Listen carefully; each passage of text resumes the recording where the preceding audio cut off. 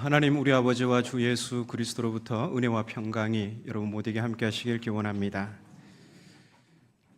제가 교육 전도사로 첫 사역을 시작했을 무렵 그 교회 담임 목사님께서 제게 가장 먼저 일러주신 말씀이 있습니다. 당시 목사님은 과거 한 사례를 들면서 말씀을 시작하셨는데요. 수년 전 그 교회에 아주 마음씨 착한 전도사님이 아동부를 맡아 사역을 했는데 무슨 이유인지 교사들과 업무를 분담하지 않고 주일이면 혼자서 주일 아침에 아동부 주일 예배에 필요한 모든 것들을 혼자서 도맡아서 준비했다고 합니다. 심지어 아동부실 환경 정리도 혼자서 오리고 붙이고 하면서 혼자 끙끙하면서 그렇게 일을 하더라는 것이죠. 그래서 안타까운 마음에 여러 차례 전사님 교사들과 함께하면 좋아요. 힘도 덜 들고 그렇게 함께하면 서로 웃고 서로 또 이렇게 잘 지내면서 하면 얼마나 좋습니까? 함께 일해 보십시오. 이렇게 제안을 드렸는데 그래도 잘 바뀌지 않더라는 것이죠. 왜 그랬을까요? 교사들을 너무나 생각해서 힘들까봐 배려하는 마음에서 그랬는지 아니면 정말 또 이렇게 되게 내성적인 사람은 남에게 뭔가 이렇게 좀 해달라는 이야기를 잘 못 꺼냅니다. 저도 내성적이라서 그런 말을 잘 못하거든요. 그래서 그랬는지 잘 모르겠습니다. 아무튼 목사님께서 한 사례를 들어서 처음 사역을 시작하는 제게 하고 싶었던 말씀은 이것입니다. 좋은 지도자는 혼자 일을 도맡아 처리하는 사람이 아니라 구성원들이 함께 할 수 있도록 잘 이끄는 사람입니다. 목사님께서 가장 먼저 그거를 제게 알려주고 싶었던 것입니다. 그때 목사님의 말씀이 제 기억 속에 그냥 자국으로 남아 있어서 사역지를 옮기면 맡은 부서에 재능에 맞는 일꾼을 세우고 또 업무를 잘 분담하여 함께 일하는 공동체를 세우려고 노력했습니다. 물론 그 과정에서 저의 지도력의 부족함도 많았고 그로 인해서 시행착오를 겪어가면서 지금 여기까지 왔습니다. 그런데 제가 그런 노력을 기울이며 배웠던 사실들 중 하나는 일꾼을 잘 세우면 부서가 달라지더라는 것입니다. 호흡이 잘 맞고 생동감이 넘치고 그로 인해서 서로에 대한 신뢰도 두터워집니다. 반면 일꾼이 부족하거나 일꾼을 잘못 세우면 공동체의 원성이 끊이지 않습니다. 일꾼이 부족하면 부족해서 생기는 문제가 있고 또 일꾼을 잘못 세우면 그로 인해 발생하는 갈등이 있습니다. 오늘 본문에는 예루살렘 교회가 일꾼이 부족해서 발생한 원성이 들립니다. 성령 충만한 사도들이 담대하게 복음을 전하자 믿는 자의 수가 점점 늘어나게 되었습니다. 위기를 감지한 유대교 지도자들은 사도들을 불러들여서 채찍질하며 예수 이름으로 말하는 것을 금하고 협박하여 놓아줍니다. 그러나 사도들은 예수의 이름으로 말하는 것을 그치지 않습니다. 오히려 예수의 이름을 위해 받는 능력을 기뻐하면서 날마다 어디에서든 예수는 그리스도라 가르치고 전도하기를 그치지 않습니다. 그러자 오늘 본문 1절은 다음과 같이 보도하고 있습니다. 그때에 제자가 더 많아졌는데,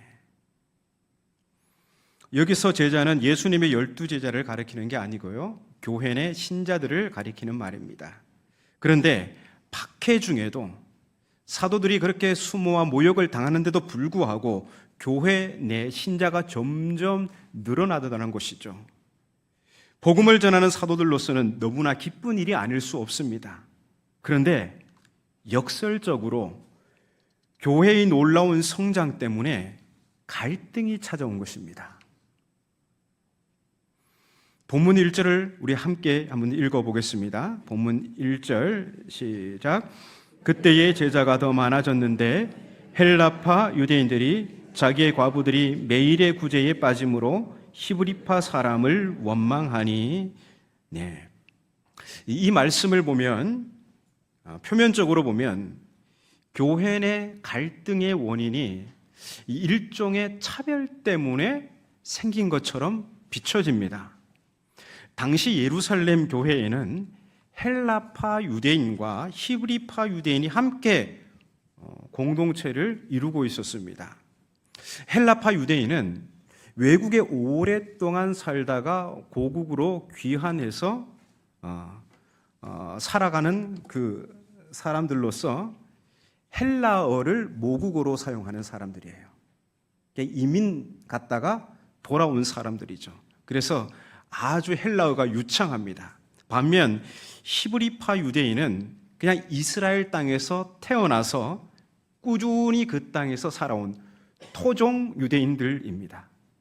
그래서 이 헬라파 유대인과 히브리파 유대인은 혈통적으로 차이가 있는 게 아니라 언어적으로 차이가 있는 그런 구분이 있습니다. 그런데 문제는 교회 안에는 생계를 이어가기 어려운 가난한 과부들이 적지 않았는데요. 이 히브리파 유대인 과부들은 꾸준히 이 구제 혜택, 여기서 구제라는 것은 구체적으로 식량 지원이에요. 교회에서 이렇게 가난한 분들을 위해서 식량을 지원했거든요. 그런데 이 식량 지원을 유대인 과부들은, 히브리파 유대인 과부들은 꾸준히 받고 있었는데 헬라파 유대인 과부들이 이 구제 대상에서 자꾸만 소외되었습니다. 이 당시 교회에서 구제비를 지출하는, 그러니까 재정 출납을 담당하는 사람들은 히브리파 유대인 사도들이었어요. 그 사도들이 다 히브리파, 계속 그 이스라엘 땅에서 살아온 사람들이죠. 그래서 이 본문 1절을 보면요, 마치 히브리파 유대인 사도들이 헬라파 유대인 과부들을 차별해서 구제 대상에서 의도적으로 배제한 것처럼 비춰집니다. 하지만 2절을 보시면요, 교회 내 갈등이 발생한 원인이 다른 데 있음을 알게 됩니다. 우리 2절을 함께 읽겠습니다. 12사도가 모든 제자를 불러 이르되 우리가 하나님의 말씀을 제쳐놓고 접대를 일삼는 것이 마땅하지 아니하니. 2절을 자세히 보면요, 사도들은 이 교회 내 갈등의 원인이 그들이 헬라파, 히브리파를 차별해서 발생한 것도 아니고 구제 사역에 있어서 그들이 운영이 미숙해서 그랬던 걸로 보지 않습니다. 오히려 사도들은 이 문제를 하나님의 말씀을 전하는 일과 또 재정 출납을 담당하는 일, 이 두 가지 임무를 동시에 수행하는 데서 발생하는 그런 구조적 문제, 그런 걸로 봅니다. 이 사도들이 두 가지를 다 했다고요. 하나님의 말씀도 전하고 나가서 또 교회 안에 들어오면 재정 출납을 담당해서 또 구제 사역도 감당하고, 그러다 보니까 이 구조적으로 행정적으로 문제가 있는 거예요. 업무가 너무나 과다하니까 이건 구조적으로 문제가 있다, 이렇게 판단한 것이죠. 그래서 헬라파 유대인 과부들에게 가야 할 그런 일로 인해서 헬라파 유대인 과부들에게 가야 할 식량 지원이 계속해서 누락된다는 사실, 그렇게 판단하게 된 것입니다. 그래도 헬라파 유대인들은 자기들의 과부들이 구제에서 제외되는 것을 보고 자꾸 오해를 할 수도 있잖아요. 왜 우리는 해주지 않냐? 그게 오해가 쌓이고 마침내 그게 참다가 원망의 목소리가 터져 나온 것입니다. 사도들은 이 문제를 해결해야 했습니다. 그렇다면 이 문제를 해결하려면 어떻게 해야 합니까? 이전보다도 더욱 구제 사역에 신경을 써야 하고 다시 실수가 반복되지 않도록 심혈을 기울여야 합니다. 그러려면 불가피하게 복음을 전하는 그 일에 쏟아야 할 시간과 정성을 대폭 줄여야 하고 구제 사역에 많은 시간과 정성을 들여야 합니다. 그렇게 해도 될까요, 사도가? 그러면 더더욱 안 되겠죠. 그래서 2절에 그렇게 말하는 거예요. 12사도가 모든 제자를 불러 이르되 우리가 하나님의 말씀을 제쳐놓고, 여기서 접대라는 것은 구제사역, 식량지원사역을 거기에 몰두하는 것은 마땅하지 않다, 그런 거예요.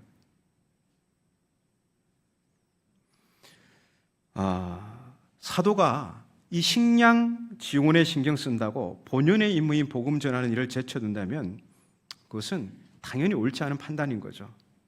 그렇다고 해서 또 생계에 직결된 구제를 멈출 수도 없는 노릇입니다. 그래서 사도들이 생각한 것은 임무 분담을 위해서 일꾼을 선출하여 세우기로 결정합니다. 우리 본문 3절, 4절을 함께 읽어보겠습니다. 시작.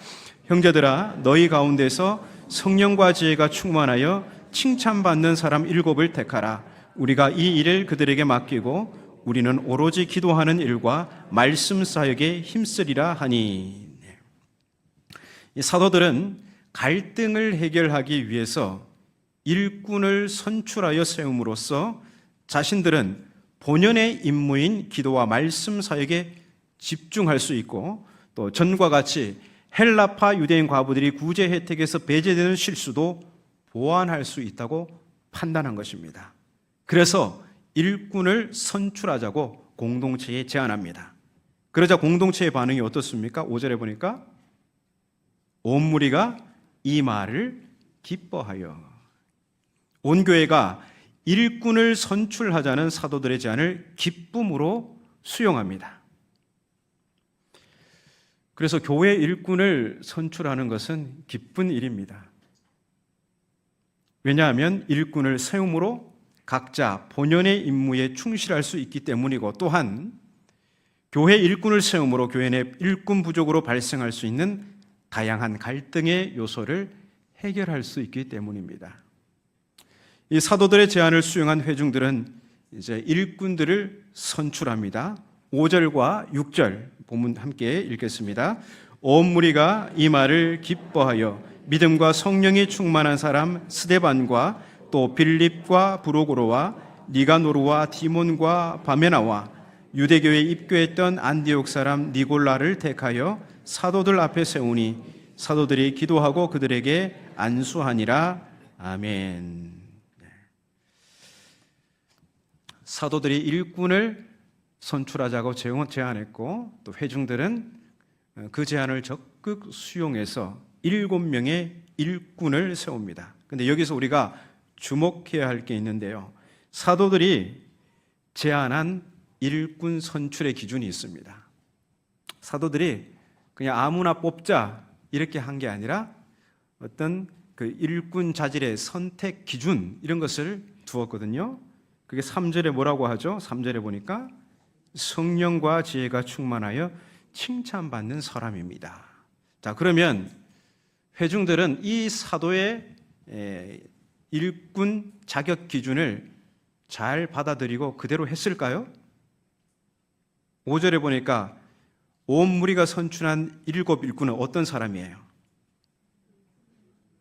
믿음과 성령이 충만한 사람들입니다.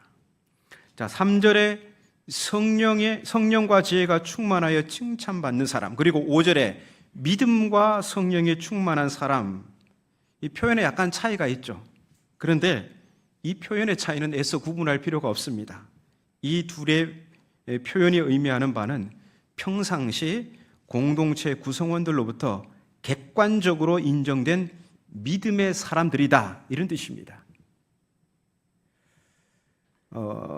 저는 성령과 지혜가 충만한 사람, 혹은 믿음과 지혜가 충만한 사람, 그 사람이 어떨까라고 좀 이렇게 곰곰이 생각해 봤습니다. 근데 여러분은 어떻게 생각하십니까? 성령과 지혜가 충만한 사람이 어떤 사람이지? 성령이 우리에게 왜 필요하고 지혜가 우리에게 왜 필요합니까? 여러분, 교회는 성령께서 우리를 그리스도의 몸으로 하나 되게 해주셨어요. 이미 우리를 하나 되게 해주셨어요. 우리가 에베소서 공부를 하면서 그것을 우리가 이해하게 되었죠. 우리는 하나 되려고 하는 사람이 아니라 하나됨을 힘써 지키는 사람이에요. 그러면 성령께서 교회를 하나 되게 하셨으니 그 하나됨을 지키도록 우리는 성령이 필요한 거고, 그죠? 그 하나됨을 잘 유지하기 위해서 지혜가 필요한 것입니다. 그렇다면 성령과 지혜가 충만한 사람이란 이렇게 볼 수 있겠죠. 교회의 하나됨을 지키기 위해서 자기 자신을 잘 다스릴 만큼 훈련된 인격을 가진 사람이에요. 성령과 지혜가 충만한 사람은 교회의 연합, 교회의 하나됨을 지키기 위해서 자기 스스로를 잘 다스릴 만큼 훈련된 성품, 훈련된 인격을 말하는 것이죠. 사도들은 일꾼의 자질로 바로 이러한 사람을 기준으로 제시했고, 회중들은 그와 같은 믿음의 사람 7을 일꾼으로 선출해서 사도들 앞에 세웁니다. 그래서 교회 일꾼을 세우는 것은 마치 이제 상추 농사와 비슷합니다. 제가 상추 농사를 직접 지어보는 건 아니고요. 그래서 이렇게 봤습니다. 보니까 이 상추가 이렇게 자라면 모든 잎사귀가 똑같이 다 크기로 자라는 건 아니잖아요. 먼저 자란 게 있고 나중에 또 이렇게 자라오는 게 있잖아요. 그러면 어떤 것부터 이렇게 잎을 따서 드십니까? 먼저 자란 잎사귀를 이렇게 따가지고 그걸 다 씻어가지고 거기에 이제 밥도 넣고 고기도 넣고 쌈장도 넣고 그러니까 한 입 이렇게 드시잖아요. 갑자기 뭐 오늘 저녁에 고기를 먹고 싶은 생각이 막 들기도 하는데요. 그렇습니다. 이제 아직까지 자라지 않은 상추 잎사귀는 나중을 기약하고 먼저 좀 이렇게 자란 그 잎사귀를 떡 따서 우리는 그거 가지고 쌈 싸 먹고 온 가족이 또 식사 시간을 갖게 되는 것입니다. 이처럼 교회 일꾼도 아직 자기를 잘 다스리지 못하는 그런 아직까지는 이제 미성숙한, 근데 그 사람이요 뭔가 전문성이 없고 완벽한 사람이 아닌 건 아니에요. 우리가 뭔가 일꾼을 뽑을 때 기준이 뭐 전문성이 있고 뭔가 되게 완벽한 사람 있잖아요. 그런 사람을 뽑자는 건 아니에요.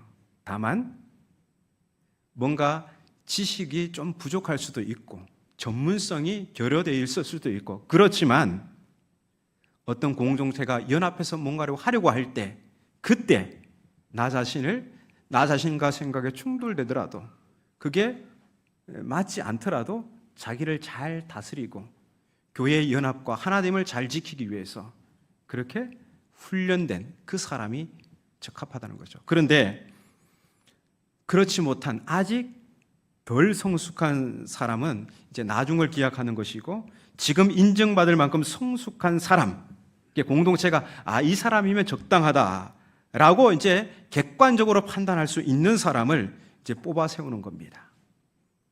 이제 이쯤에서 이런 상상을 해봅니다. 만일 사도들이 헬라파 유대인들의 원성을 무시하고 일꾼을 세우지 않았다면 예루살렘 교회는 어떻게 됐을까? 아마도 갈등이 증폭되고 헬라파, 히브리파 사이에 분열이 생기면서 사태는 더욱 악화되었을 것입니다. 그로 인해 박해 중에도 제자의 수가 많아졌던 예루살렘 교회는 성장이 멈추고 신자의 수가 급격하게 줄어드는 현상이 찾아왔을지도 모릅니다. 또 이런 경우도 상상해 봅니다.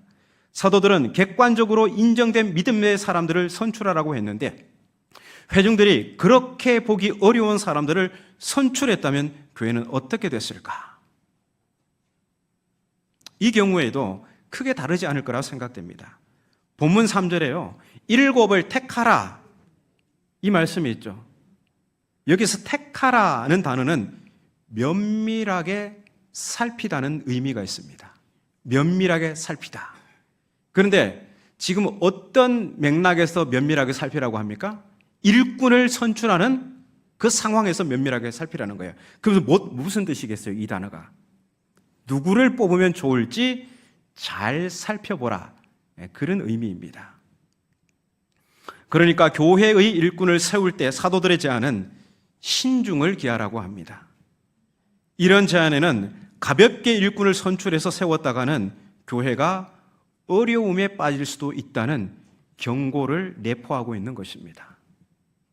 다시 본문 5절을 보시면요, 온 회중은 사도들의 제안을 적극 수용하여 믿음과 성령이 충만한 7사람을 선출해서 사도들 앞에 세웁니다. 그리고 사도들은 그들에게 안수하여 일꾼으로 세웁니다.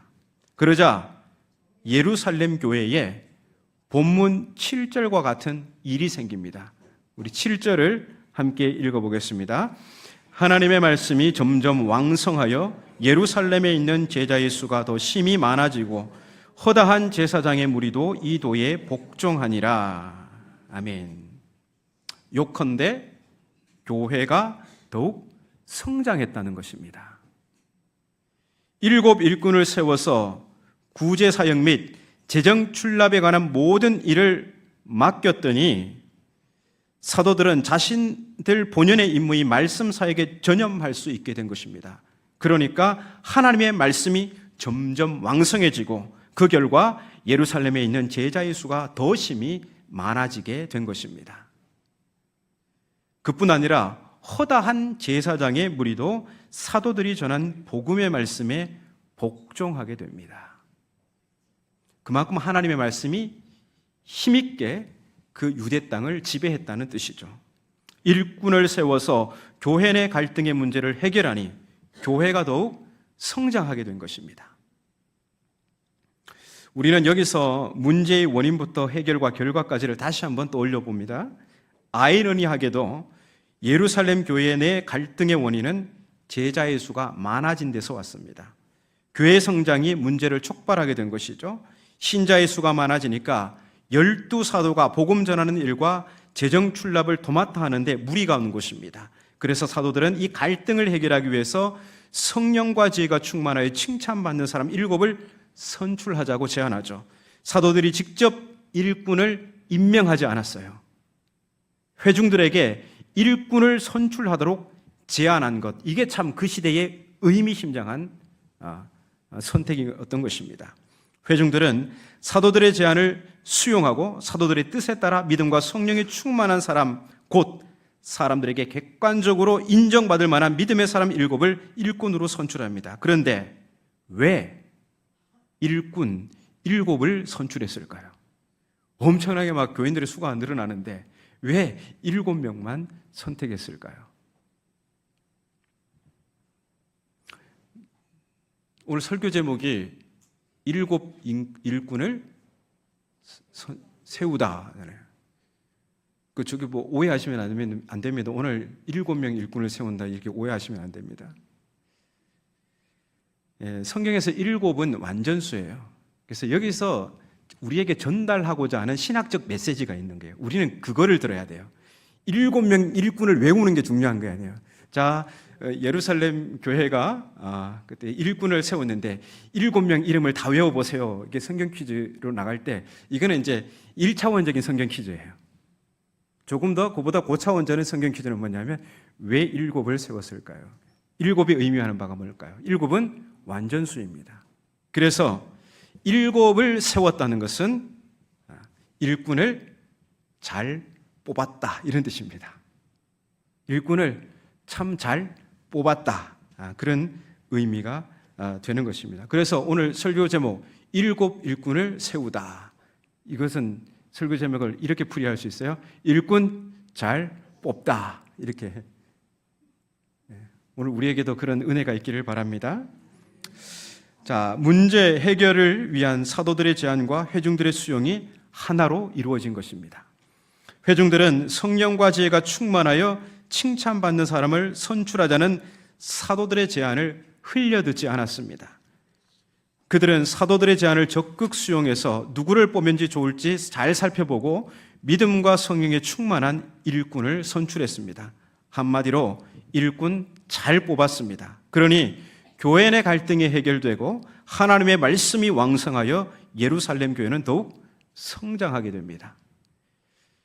이 교회 내 원성을 불러일으키는 요소를 해결하는 것, 나아가 교회의 성장을 위해서는 일꾼을 잘 뽑아야 합니다. 우리네 교회들은 경험적으로 알고 있죠. 일꾼을 잘못 뽑으면, 즉 성령과 지혜가 충만하지 않은 사람을 선출하여 아직은 어울리지 않는 자리에 임직하면 그 후 폭풍이 적지 않습니다. 교회가 갈등에 휘말리게 되고 그로 인해 성도들이 고통을 겪고 교회가 분열되고 위축되는 현상이 찾아옵니다. 제가 서울의 모 교회에 고등부 교육전도사로 부임했을 때 일입니다. 교사들이 한 8명 정도 되었는데요. 독특한 것은 그 중에 5명이 동갑내기입니다. 서로 잘 어울리는 이 5명은 이미 수년 전부터 고등부 교사로 봉사하고 있었는데요. 근데 제가 부임한 지 얼마 지나지 않아 그 중에 2명이 그 신학교를 찾아왔어요. 그래서 같이 차를 마시면서 이런저런 대화를 나누는데요. 방문 의도는 대략 이런 것입니다. 전도사님, 우리가 바라는 대로 잘 해주시면 우리도 전도사님을 잘 돕겠습니다. 이렇게 얘기를 하더라고요. 뭘 잘해달라는 거지? 근데 여기서 우리라는 거 5명이에요. 5명. 이게 무슨 말이지? 좀 이상한 요구잖아요. 이상한 요구예요. 하지만 자세히 캐묻지는 않고 잘 해보자고, 잘 부탁한다고 그냥 원론적인 말만 하고 지나갔습니다. 근데 시간이 지나면서 알게 되었어요. 이 5명은 교사로 헌신하기 위해서 이제 고등부에 있기보다는 고등부 교육자에게 일종의 목회적 어떤 관심을 받고 싶었던 거예요. 좀 이상하잖아요.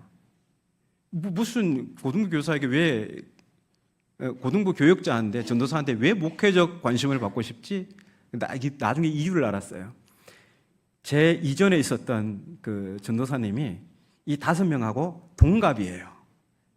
그래서 5명하고 전도사님이 정말 잘 지냈나 봐요. 그래서 만족도가 굉장히 높았어요. 그래서 이제 후임으로 이제 오는 전도사님도 이제 자기들에게 이제 그렇게 해주기를 바라는 일종의 열망이 있었던 거죠. 그런데 제가 그걸 어떻게 채워줘요? 저는 그 이전의 전도사님보다 나이도 9살이나 더 많은데요. 제가 고등부 그 전도사로 사역할 때 제가 37이었습니다. 그래서 그 고등부 아이들이 저보고 어떻게 불렀냐면 아빠라 불렀어요. 진짜로 아빠로 불렀어요. 그냥 우리 그냥 그 언어였어요. 딸 그리고 아들 그리고 그랬거든요. 그런데 이게 나이 차이도 많고 그래서 근데 그분은 이제 다 청년들이었어요. 청년부 모임이 따로 있고 청년부 담당 목사님도 따로 있고 한데 이 고등부에 와서 자신들이 바라는 이제 목회 서비스를 받고 싶었던 것은 어떤 과거에 그런 어떤 상황이 있었던 것이죠. 그런데 이상하게도 이렇게 교사의 역할은 조금 뒷전이었습니다. 맡은 일을 수시로 구멍을 내고 또 그 일은 고스란히 성실하게 일하는 그 교사들이 다 메꿔야 됐습니다. 자, 이런 일이 반복되면 열심히 헌신하는 교사들의 입술에서 어떤 말이 나올까요? 원성이 나오는 거죠. 그래서 이제 제가 연말이 가까워지고 새해를 계획하면서 특단의 조치를 내렸습니다. 새해 목회 교육을 이제 교사들 앞에 다 발표하면서 이제 새해 이런 계획을 실행하려면 정말 선생님들이 맡은 일을 충실히 잘 감당해 주셔야 합니다. 그래야만이 우리 고등부 아이들의 신앙을 증진시키고 우리 고등부를 또 새롭게 또 이렇게 또 이끌어 갈 수 있습니다. 그러면서 이 일을 부득이하게 나는 상황이 여의치 않아 감당하기 어려운 분들은 교사를 그만두셔도 좋습니다. 이렇게 말씀을 드렸어요. 이 교회 학교를 아시는 분들은 이게 얼마나 위험한 선택인지 잘 아십니다. 연말이 되면 교회 학교 부서는 교사 수급에 애를 먹죠. 그래서 교사하기 싫다는 사람도 어르고 달래서 세우는 게 일반적인 교회 학교의 연말 풍경입니다. 그런데 교사 그만한다고 말하지도 않은 사람들에게 그 앞에서 제가 그런 말을 한 거예요. 결과적으로 그 5명 중에 4명이 교사를 그만두고 2명이 이제 충원되었습니다. 근데 그 결과 새해 고등부는 완전히 달라졌습니다. 교사 수가 줄고 맡은 일은 전보다 조금씩 많아졌습니다. 하지만 일이 많아졌다고 단 한 명도 불평하지 않았습니다. 모두가 한 마음으로 책임감 있게 봉사하니 다 신이 난 거예요. 그러니 교사들은 서로에게 신뢰가 쌓이고 하는 일마다 진심이었습니다. 그 결과 부서에 활력이 생기고 고등부에 부흥이 일어나더라는 것이죠. 이제 예배 후 이어질 공동의회가 하나님의 일꾼을 선출하는 기쁨의 시간이 되기를 바랍니다. 일꾼을 세우면 늘 우리가 하는 염려 있잖아요. 다 알고 있죠. 그리고 일꾼을 나는 일꾼이 선출될 것 같았는데 안 되면 어떻게 할 거예요? 간혹 어떤 분들은 교회를 안 나오는 분들도 있고 한동안 어떤 그런 시간을 갖는 분들도 있고 하던데요. 절대 그러지 마십시오. 이건 지극히 제 사심이지만, 제 개인적인 생각이지만, 저는 선출 안 되면 야호할 것 같습니다. 그 일의 무게를 알면요, 결코 안 됐다고 속상할 일이 없어요. 저는 제가 안 되면요, 야호하고 그냥 그럴 것 같습니다. 이제 담임 목회 시작한 지 얼마 안 됐지만, 저는 제 은퇴할 때 되면 은퇴할 때 하나도 안 아쉽게 은퇴할 겁니다. 막 은퇴하자마자 저한테 목사님을 부르지 말고 아저씨라 부르세요. 막 이렇게 할 거예요. 그거 직함일 뿐이잖아요. 이거 얼마나 무거워요. 그 무거운 그 자꾸 듣고 싶은가요? 그건 오해에서 비롯된 겁니다. 제가 만약에 목사직을 그만두면 저한테 바로 그냥 아저씨 그냥 막 이렇게 하셔도 됩니다. 절대 그러지 마십시오. 네. 그리고 우리는 알고 있습니다. 때로는 우리가 경험적으로 인간적으로 선택해서 실수하는 경우도 있고, 또 잘 선택하면 또 정말 교회가 평안하여 든든히 세워져 가는 경우도 있습니다. 그러나 아무쪼록 오늘 공동의회하기 전에 이런 말씀을 드리는 것은, 그래도 우리가 어떻게 일꾼을 선출해야 되는가, 그 선출을 통해서 우리 교회가 앞으로 어떻게 나가야 될 것인가를 함께 고민해 보았습니다. 성삼위일체 하나님께서 오늘 공동의회 가운데 큰 은혜를 주셔서 우리 함양교회가 갈등의 모든 요소들을 제거하고 해결하고 우리 함양교회가 부흥하는 놀라운 역사가 있기를 주님의 이름으로 축복합니다. 하나님의 마음에 맞는 일꾼을 세우길 원합니다. 하나님께서 이곳 가운데 함께하여 주셔서 성령과 지혜가 충만한 사람, 정말 자기를 잘 다스릴 만큼 훈련된 인격을 갖춘 사람을 일꾼으로 세워서 주님의 몸된 교회가 부흥하는 역사가 있게 하여 주옵소서. 예수님의 이름으로 기도합니다. 아멘.